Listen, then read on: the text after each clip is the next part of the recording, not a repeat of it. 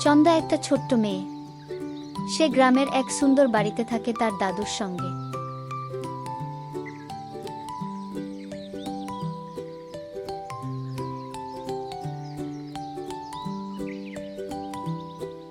একদিন চন্দা বলল, আমি নিজেই একটা ফুলের বাগান বানাবো।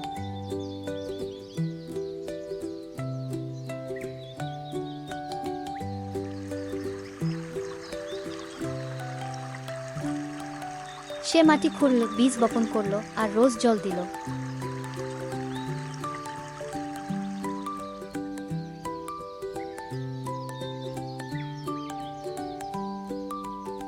কয়েকদিন কিছুই হলো না। চন্দা একটু মন খারাপ করে বলল, আমার বীজ বুঝি ভুল ছিল।